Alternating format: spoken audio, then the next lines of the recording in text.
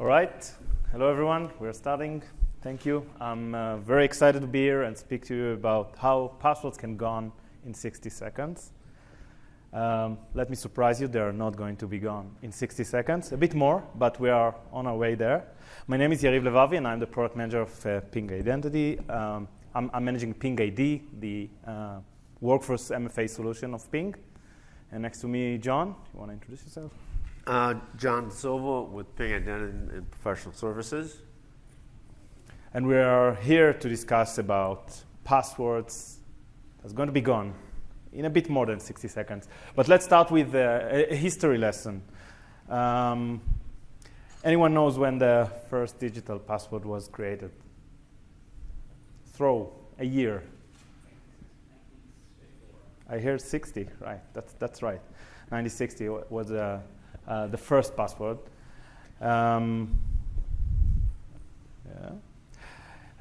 It was created by an MIT computer science professor, and he was required that for a giant time-sharing computer where several users requires to access with private terminals. 43 years after, NIST, the National Institute of Standards and Technology, proposed a new system for creating passwords. Passwords complexity with capital words, digits, combinations, special characters, and etc. 43 years after.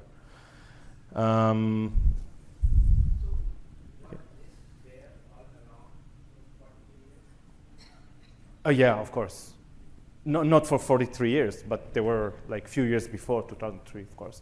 But it took the human being to develop a system 43 years. Yeah, it's kind of funny, I agree. Anyone knows when the first password was theft? Everyone tells that. No, that's wrong. 1962. It took 2 years to steal the first password. 6 years ago, Verizon data breach investigation report showed that 81% of the data breaches resulted from a stolen password. So everyone knows passwords are not that good anymore. We want to move away from those, right? Before we move on, anyone knows how many passwords in average a person has? 100. That's correct. About 100 if you count your medical passwords and bank accounts and your Gmail and etc. There are about 100 passwords that we need to remember. So that's another point of pain point of us related to passwords. Yeah, correct. That's another story. So why are we speaking about passwords? We are not here to speak about passwords, right? We want to move away from passwords. So I'm just sharing a few things to be reminded why we want to move away from passwords, right? So let's speak about the future. So we believe the future starts here today. Actually, it started a few months ago, and this is what we're going to present to you. What problems admin sees now when we're speaking about moving away from passwords? So where do I start? What do I do? How do I start? How do I deploy it? I have already a complex environment. I need now to move away from passwordless. How do I do it right? How do I announce my users? How do we do it in as transparent as possible way? It cannot be 100% transparent, but how do we do it so my users will embrace it and my company will move away to passwordless? So these are some of the questions that we try to solve today or to answer today. And what we're here is to show you that moving away from passwordless may not be that complex. It can be quite easy, let's say. Not 100% easy, but quite easy. Ping provides many out-of-the-box options so a customer can use in order to move to passwordless with a relatively easy way. And creation of new environment plus the configuration for a demo, for example, can take a couple of hours. That easy. If you use all our out-of-the-box tools and configurations, we believe that we can provide a demo in 2 hours. Yeah. So instead of me keep speaking nonsense, I will let John show you how it actually looks. Okay, so what I'm going to show you, what I'm going to show you is basically the workforce use case. We're going to kind of tackle that one first. And on the onboarding piece, you can technically do this any way you want to do it. So what I'm going to show you is essentially a new employee gets an email, and they have a link. They can go to that, and they're going to actually technically use their email in the passwordless way to essentially set up their device. The device we want them to do a passwordless with is actually a Windows workstation. I'm going to be using a VM, and they'll basically connect to that. Then, once they've set up basically the registration of the PingID app to use with their Windows device, they can then authenticate to that. And I'll also show essentially authenticating to web resources. So the first part of the demo is actually going to be pre-recorded, and I'm going to talk through it because I didn't want to tempt the demo gods with running 3 VMs and the network and my own typing skills, which don't exist. Okay, so let me start that up. Okay. So with this use case, the ultimate goal is that I'm going to have a user log into this workstation. Okay? So they received an email, and this could go, for example, to their personal account. And we could have, actually pause here, we could have gone through a registration with PingOne Verify to verify that it is them and before we set up their account. So the onboarding part can be handled in any way your organization handles. The main point here is that we've established that the user can log in with their email. In this example, we're showing a personal email versus a work email. But the intent of this is to get them to register the device that they're going to use for authentication, basically in the passwordless way. All right. So continue. Okay, so he clicks the link. Okay, that takes him to a website where he's going to enter his login that's been assigned to him. Okay, in this case, it's not going to be the email. And I was very creative with my usernames, user5.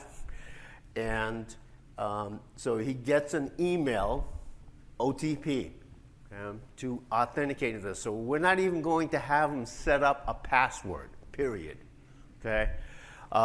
Once he does that, this actually takes him where he's going to register his application, the PingID application, to authenticate. Now, he's in the registration process. That requires authentication with him because he's going to make a change. So that's why there's a second authentication here with an OTP. Now, of course, he's already downloaded the app. So this is to show that he's got his email. But what we really want to add is the PingID app. So he's going to scan that.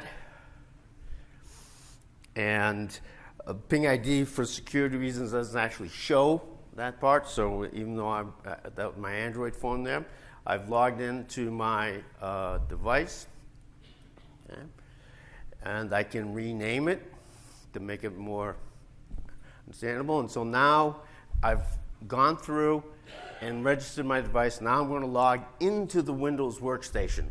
Okay, so I'm logging into the Windows workstation. It's already been set up to do passwordless. So I switched to login as a different user because obviously I'm not the administrator to this machine. I'm going to put in my login. Okay. Again, I'm going to be using PingID. Click that. And so I'm going to get prompted on a device to approve it. So this time it's a notification pop-up. So I put it up there so we can actually see that notification. Signal is being sent to PingID, to the workstation, and I'm in. I'm into the device. No passwords. Okay, as that user. Okay. Without a single password. And remember, I did not set a password for this device, for this user, when I actually registered it. We used the email along. So looking at the PingOne user. You can see that there's the 2 devices that are there. And at a later point, we could actually remove that email or add an alternative device to it, for the user. And this essentially shows the records in PingOne, a successful authentication, and then we can also go over to PingID and see the authentication there in PingID that the user did authenticate through PingID. All right. So that is the video, and I just realized I forgot to bring my phone up with me, because for the next one, I'm going to need my phone. Okay. Okay. Now we get this. All right. Oh, don't want to replay the video. All right. Stop. Okay.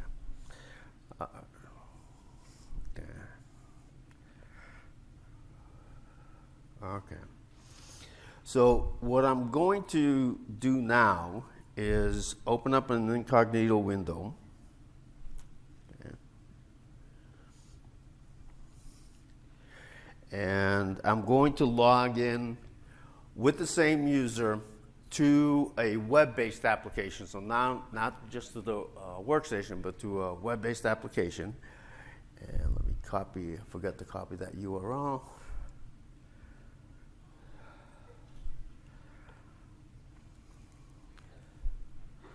There's my incognito window. Okay. And so the web application that I'm logging into is the application portal in PingOne. So now I'm accessing my corporate resources that I have access to as that user, and the application has been set up to use a policy with PingID in a passwordless way. So I need to identify who the user is, and now, okay, what do I do with my phone? There's my phone. Okay, so get onto my phone, got a PingID prompt, swipe, I'm in. So in this, essentially in this use case, the user never had a password set. He's able to log into his Windows workstation, which was the resource that the company's providing, but he's also able to use the same mechanism to access web-based applications. And that's really kind of the goal here, is to be essentially passwordless, period. Okay? And I could do the same kind of thing with logging the mobile application on my phone, to the application portal and so forth, because again, the user has 2 devices. But notice that in the prompt, I did not actually get prompted to select a device. That was a choice. And actually, I set up the policy to only allow the PingID. So the email is really only used for that initial registration of the app to be able to do passwordless. Now we'll add to that DaVinci orchestration platform of Ping Identity. If you combine this with PingID and, as John mentioned, PingOne Verify, if you want as an admin to say the first time the user register a device, I want to verify him. So we have this product called PingOne Verify, when you can ask ID verification. You ask the user to have a selfie and scan her driver license or ID. Then we know this is actually the user. Only after that, as an admin, I can require the user to do that. Only after that, I will allow to register this mobile device that John just showed. We have many other things that DaVinci can help with, including the onboarding process that we're speaking. So in this case, we'll just show you an email, magic link, but you can do it, as John said, with many other ways. And before we proceed, just another use case that we've recently received in Ping, and we have a solution for that. You saw an authentication to Windows. I have a few customers calling and asking for a solution for labs or manufacturer floors, where their engineers have gloves and mask on their face because it's a clean room, but they still want to use a Windows machine in the lab. So they want to have an option to authenticate passwordless, but without any biometrics. They don't have mobile. They have only their smart card. That's it. So we have a solution now. With an NFC reader, you can just tap the card on the reader with no PIN, with no biometrics. I'm not saying that's a recommended way to authenticate, but since these are machines specifically in the labs, they are protected by other, like access to the lab and etc. And that's a solution that we also have. So authenticating with a tapping of a device, of a smart card or security key. And just a side note I wanted to mention. So a few important notes to what you just seen. The world is not, we believe that the world is not yet ready to abandon all passwords. There are still some applications that requires passwords, but we are almost there. We are on our way there. So it's a journey, as you understand, and as I said at the beginning. I mentioned DaVinci, and I will keep mentioning it because it seems like DaVinci will be eventually, at least at Ping, it will be the orchestration. It will integrate all our products together. It still has some limitations. We have integrations for all our products. It's still not bulletproof. We are working to make it available for all different scenarios, but saying in advance that there are some limitations. And I just said it, moving to passwordless is a journey. So prepare for a journey. Don't expect it to gone in 60 seconds, as we just said before. And again, innovations for passwordless are ongoing. Every few weeks, we release something related to how to help our customers to embrace passwordless and etc. So there are more and more things here coming related to that. Now we're moving to the second part of this session, and it's more for consumers. Having that said, I will say that we're speaking about passkeys. It is mainly, currently today, is mainly for consumers. I can say that FIDO Alliance already announced a few enhancements that will allow enterprise to embrace passkeys. So we will focus today on the consumer's use case, but bear in mind that workforce is also there, and Ping and PingID, my product for MFA, is going to enhance itself to support passkeys in the coming future, probably in Q4. Depends on, again, FIDO Alliance enhancements ready to be released in the market. So I hope everyone here is aware of passkeys, and passkeys are a joint initiative from Apple, Google, Microsoft, announced last year. And the end goal of passkeys is to actually use the web API WebAuthn for consumer scenarios mainly, and make it a great way to move to passwordless with a relatively nice UI for the user and easy to use, like with your mobile device, for example. Thank you. So I just decided to put the definition of passkeys because there are some different assumptions what is a passkey. So this is coming from FIDO Alliance website. Passkeys are password replacement that provide faster, easier, and more secure sign-in to websites and apps across the user's devices. This is the definition of FIDO Alliance. A passkey, in theory, or not in theory, this is the passkey is a digital credential, right? It's tied to a user. It's tied to a user account and to a website or an application. This is the idea of passkeys. This is the security level of passkeys. Passkeys allows users to authenticate without the need to enter a username, right? It's a passwordless and username-less, you can say. And everything is stored on the device, on the device where the passkeys is enrolled to. If it's my mobile device, everything is there. I don't need to provide anything else but my mobile. This is a table, again, taken from passkeys.dev. It's something that it's a table that's being refreshed every few weeks or months, depends on the progress of the updates. But here you see something that I just took a few weeks ago, took a screenshot. It shows the metrics of different devices, different browsers, support for passkeys. And I can tell you that every few weeks, few months, this is being updated, and more browsers and devices support passkeys. So this is definitely seems to be like the future of passwordless. So let's see how it actually looks, and John will just show you. Okay, so yeah, and passkeys is definitely, and for somebody that attended, there was a session actually yesterday, masterclass session on WebAuth, and really it has changed. I mean, it's changing constantly to that. And to reemphasize the point that, we're kind of talking about consumer here, but there's definitely the realization, the understanding, the need to do the same thing from a workforce perspective, and that is coming, and to be able to do that. So again, we're going to use two demos here. One is going to be a recording of the Google Passkey. I'm going to use my phone to essentially set it up. So I'm going to go through the registration process of registering a device essentially with a passkey, and then use that with an application.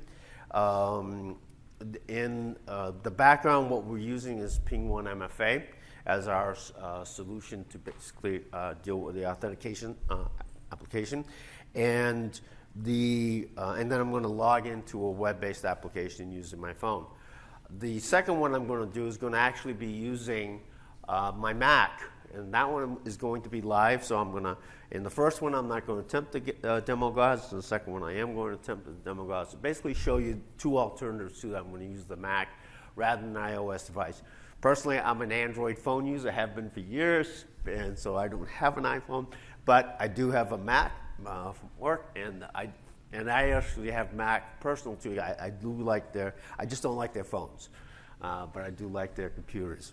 So we're going to do those two demos. And again, this is consumer facing, because we want to kind of tackle both cases and discuss them to say, passwordless, really, to get rid ultimately of passwords, we have to get rid of them for everybody, and so there really is two answers to this. So let me stop that, and I'll go over to my demo. Wait for the screen to show. All right. So, so the first part of this is going to be registration of the device. So in this case, I do have a password, and I want to move to password. So I'm going to go in and add a device. Okay? And so I'm adding the passkey. I've configured the application policy, and I'm going to use a phone or a tablet, or I can use a device that recognizes the fact that my device, my Mac, I was running this on a Mac, could do that. But I'm going to use my phone as the device, because that's the idea. Everybody has a phone, or most everybody does. So here's going through the process of actually adding that passkey, setting up that key. Again, this is for security reasons. It blocks, that's where I put in my fingerprint to log in, or my PIN, depending, and it's actually the choice that the user makes as to how they want to be acknowledged the passkey. So now I'm registered.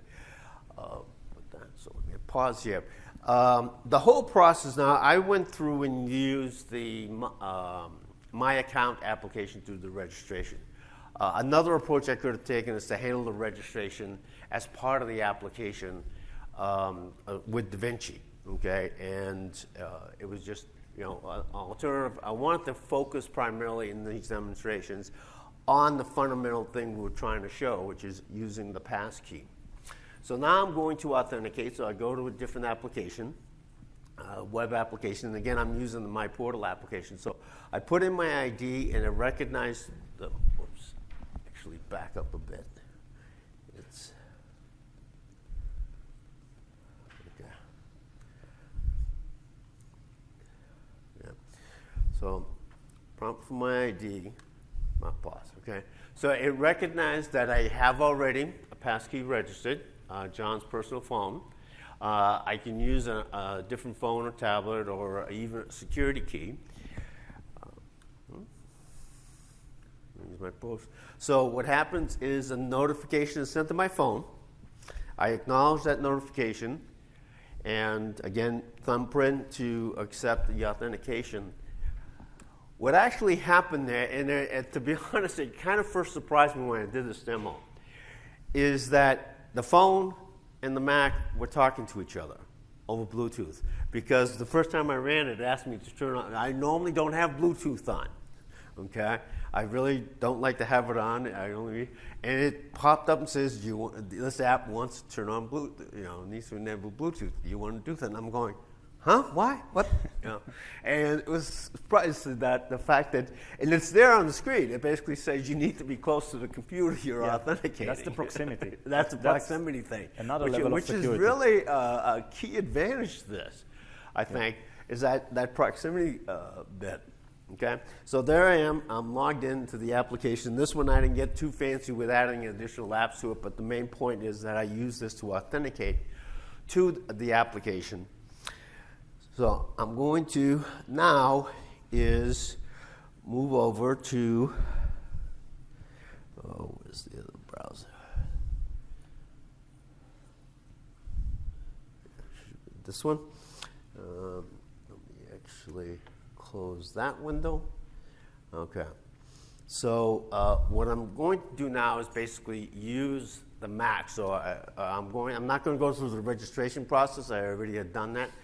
What I'm going to do is log in to the device, same user, but now because I am Mac, it recognized the fact that I already have the passkey there, so it's just not even prompting me. And it's saying, do you want to use this one or do you want to use a different one? I click continue, and now I have to do the fingerprint, and I'm into the application. So in this case, I'm using the Mac to log in to a application on my device. And I could actually have both devices registered, so I could use my phone and I could use my Mac. And could, in the sense, change devices if I wanted to. That you do have that option, but this essentially shows one of the things I'm not showing is basically the synchronization of the devices across too, so that I could sync to other phones and that. But that is also an option, using basically the fabric. I think it's been called the trusted fabric of the providers to essentially synchronize those keys, so I can have these keys on multiple devices. And I think the important part there is about account recovery with these accounts. All right, so back to the slides. Oh, maybe you want to. Let's go yes, to the FIDO policy. Yeah, so this is the FIDO policy that is controlling basically the passkey part. Okay, defining this, and this is. It's actually control any FIDO device on your organization. Now, what John is going to show you is something that was not released yet, going to be released next month. And this is an enhanced FIDO policy. Yeah. Next month tomorrow. So next month, like in June, not in first, but during June time. It's for consumers. It's not my product, so I cannot share the exact ETA. I'm not sure. I know it's during June. This is enhanced FIDO policy. We have a FIDO policy today that you can manage manufacturers and models of FIDO, but soon we will be able to, and this is for consumers, yes, I'm saying it again, for workforce probably be towards the end of this year.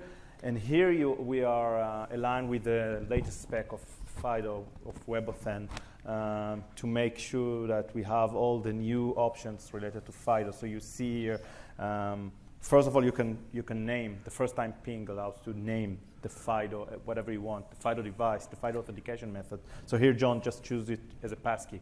We today have two, if you are familiar with Ping, we have security keys and FIDO biometrics. Tomorrow, or when it's released, you can call it as an admin, whatever you want. If your end users are familiar with the term passkey, just call it passkey. If you want to call it FIDO2, do it. You see we have the option to use the Reliant Party ID of PingOne. This is our platform. You can use any custom domain you have now. This is something that's not available yet. Again, will be available very soon. Discoverable credentials, it's for passwordless and usernameless authentication. The authenticator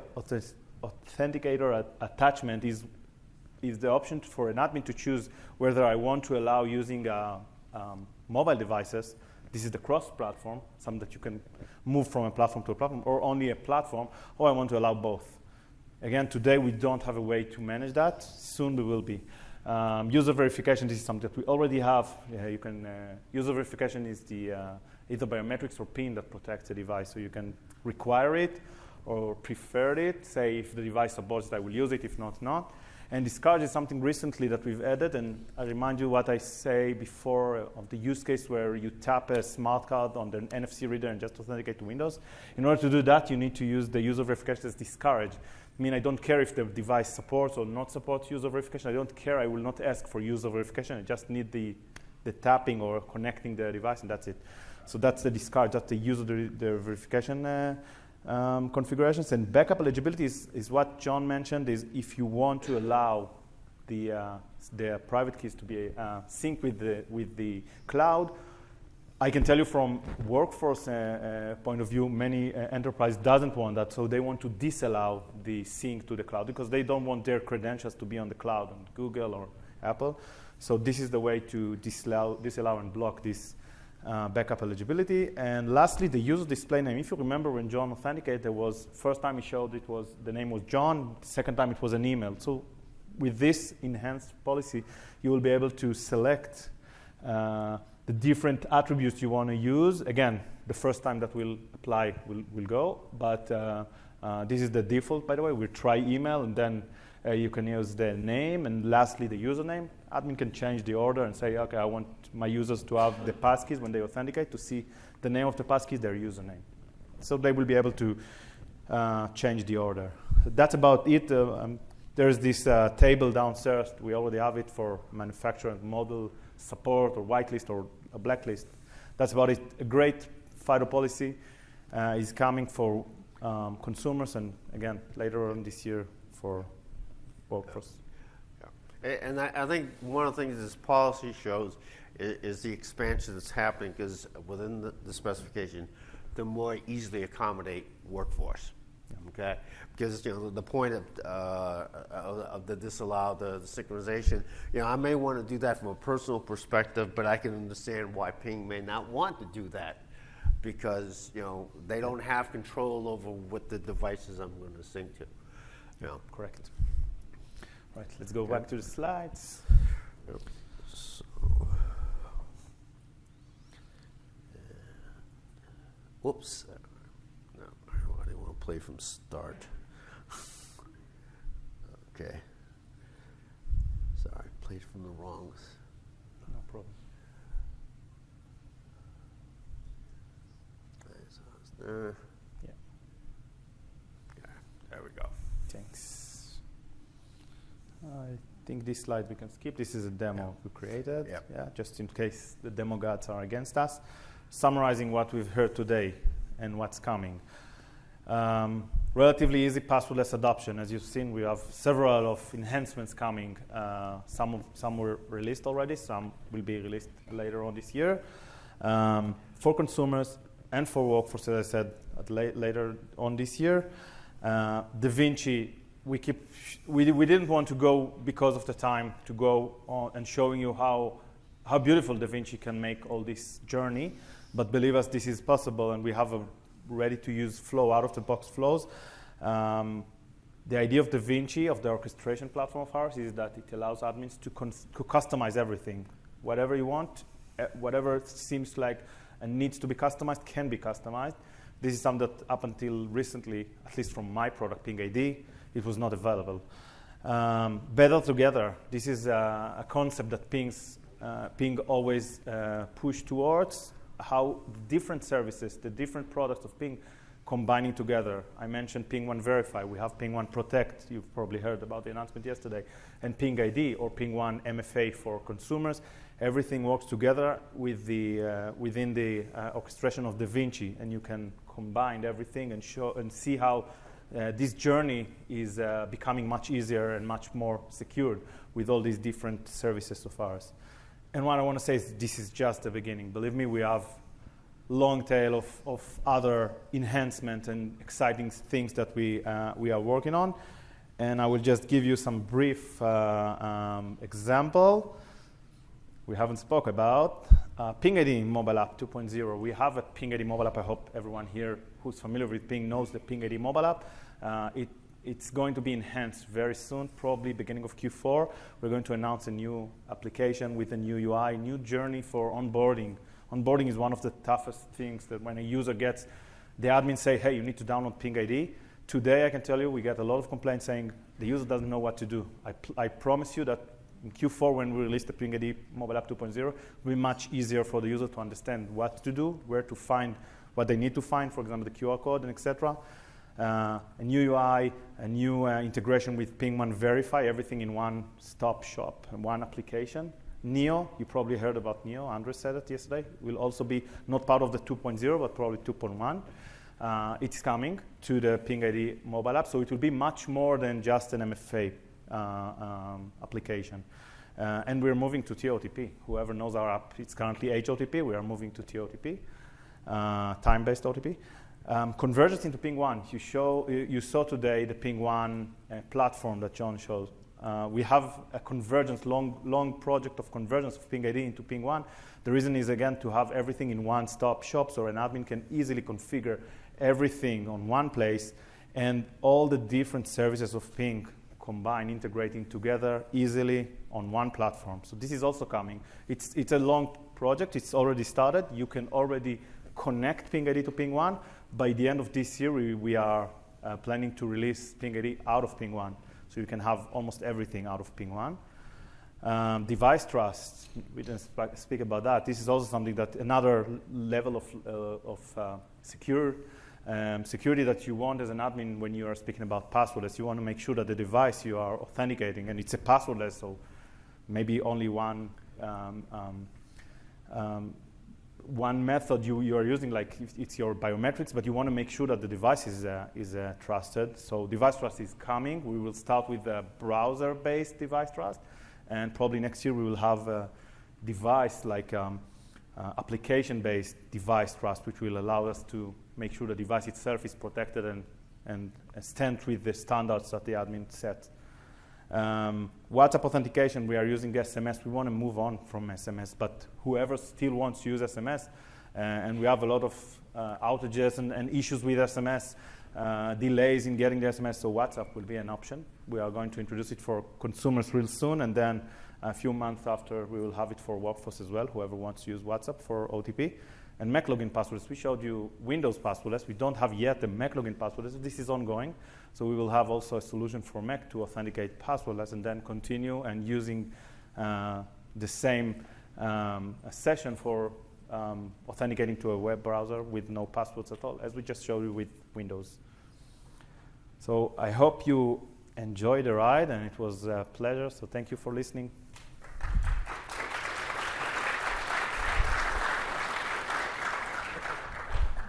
Any questions? Yeah. So after you register your onboarding for Ping, how will it authenticate against Active Directory? What did it say? Like how is the user able to authenticate against Windows? Okay. So there is some amount of setup that was done. So it's documented as part of the Windows password list. So one of the first parts that I had to do is actually set up in the domain controller, okay, to effectively set up a trust relationship between the domain controller and PingOne, which was going to be dealing for PingID, okay. And that included setting up an application, the client in PingOne, to deal with the authentication with the device, basically log onto the service into the domain controller.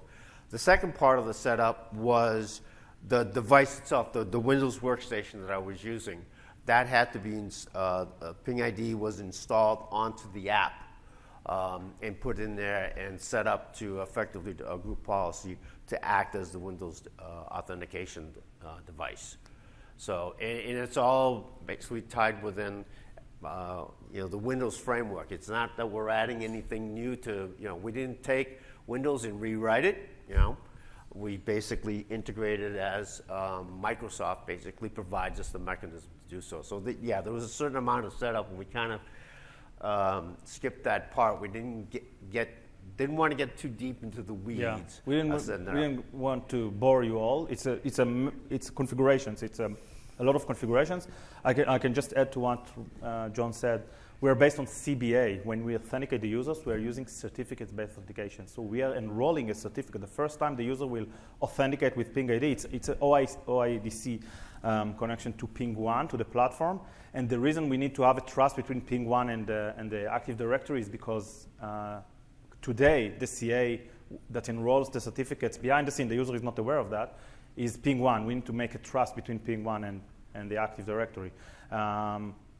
Next month, in the coming next month or more, we are going to introduce a new client, a new WinLogin passwordless client that will allow to use an internal CA. So you don't need to make a trust for PingOne. You can use your own CA.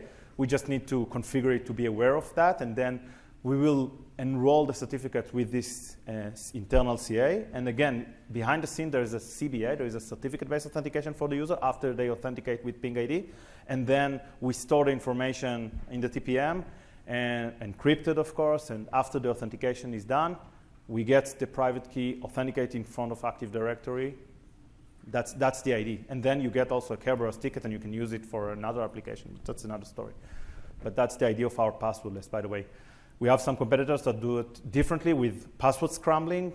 It's not us. We are working totally CBA, totally passwordless. Yes?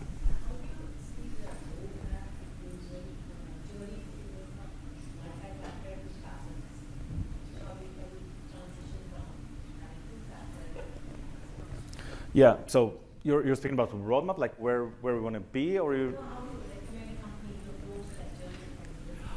Yeah. So how to basically approach that? Because you're right. In the demo, we took a very cold approach, no passwords at all. And I emphasize a couple of points, because you're not going to start there. I mean, because more than likely you have already. Everybody has passwords. They have to have a device and so forth. So I think at least in my opinion, the journey would be, I would say, a gradual one, okay? In that, well, if you're already a PingID customer, okay, you've gotten the first step, okay? And so you're using the app, they're already using the app, it's registering the app. I think it's only Windows 10 and Windows 11, right? Yeah. So, you have to be on those devices. Those versions, I should say, to install the PingID app component to do the passwordless. My question is more about the dropping factors. Some sort of risk assessment, storing that must be within to have users say, yes, we have done your risk assessment and proof. Yeah. So risk is a very good point. We have the PingOne Protect, as I mentioned before, and we do recommend customers moving to passwordless to use PingOne Protect or any other risk management. That's a good point. And to add again to what John just said about the gradual embracement, when a user authenticates MFA, imagine that I just use the username, password, get an MFA, get a push notification, approve myself. We have it in DaVinci. Again, sorry, I keep saying DaVinci, but that's the easy way. Show a message to the user, hey, you just authenticate. Do you want to register a passkey, maybe? Or do you want to register a security key or a passwordless FIDO authentication?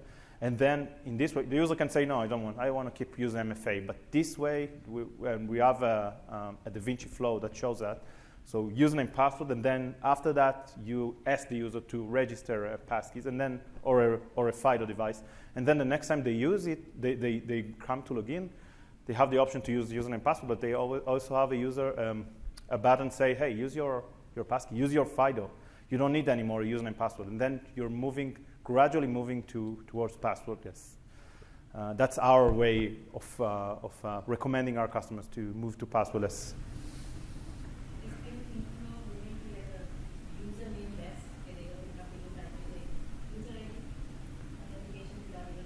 So username-less, like FIDO, like you have everything on the device. Yes, so that's the only idea. Again, you can do it today also with the MFA, like have a username and MFA. But if you're speaking about username-less, it's FIDO, and yes, totally. This is where we are going. We see the future there, where you store everything on the device, either a security key or a passkey, and then let the user log in with just But then, as you said, then you have just one device protected with biometrics, but everything is on one device, so you should use RISC. Any other questions? Yeah. What would you see as the difference between the upcoming enterprise passkey enhancements that we talked about and using Windows Hello or Touch ID with the PingID for enterprise today? It's a good question. Yeah, he asked what the differences between the upcoming passkeys for workforce to Windows Hello for business, for example. It's a good question because in theory the idea of passkeys is to take the credentials from one device to another, but with enterprise the idea is not to do that because we don't want to store things in the cloud. I think when you are using passkey, you can still use your mobile device if admin can allow it, and then in theory you have like a security key in your pocket in comparison to Windows login to Windows Hello for Business, where you are in the platform only. So that's the main difference I can think of. It's a cross-platform, but again, it depends on admin configurations. Not all admins will allow it. But it's like I see passkeys as a security key on your mobile.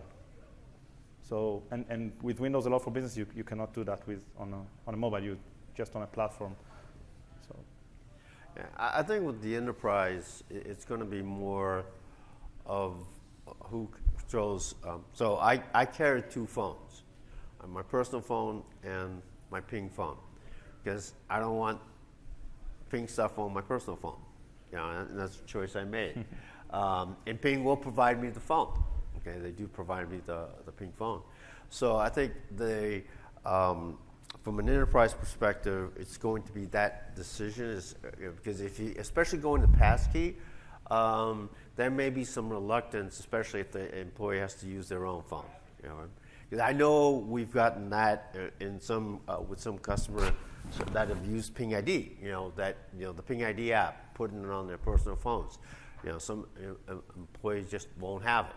Okay, and so I think that's going to be, in a sense, the challenge. I think one of the advantages, though, with something like the Mac here, using passkey on the Mac, it's Ping's Mac. Okay, so I don't have a problem using the passkey to lock to my resources there. And now, of course, I need to get onto my Mac first. Okay. And I'm dying for passwordless for the Mac to come because I really think we'll do it. But then that gets back to that device. But once I'm on the Mac, I'm accessing all the web applications, all the web resources from the Mac, and it's just a prompt. And you saw that it's actually it just popped up. Oh, this is where you're going. Go. And just put By the way, Mac is another very good point because Windows Hello for Business is only for Windows, not for Mac. Yeah. So. And I would say, in the Windows environment, you probably can do the same kind of thing as I'm talking with the Mac for web-based resources. I think it's the access outside, having to use your personal phone is probably where I think there are going to be some challenges. Yeah. So would it be accurate to say then that the main difference then is really going to be the ability to transport those passkeys between devices? Well, I mean, transporting is there. From an enterprise perspective, I think the concern is that it's there. Yeah. Okay. That's exactly what they want to protect. That's because yeah. So because transporting it to and it's a control that FIDO allows us. The WebAuthn. We are according to the WebAuthn spec. We didn't develop it, right? We are just reacting to what they provide. So what I showed with the FIDO policy, this is according to the latest spec of WebAuthn.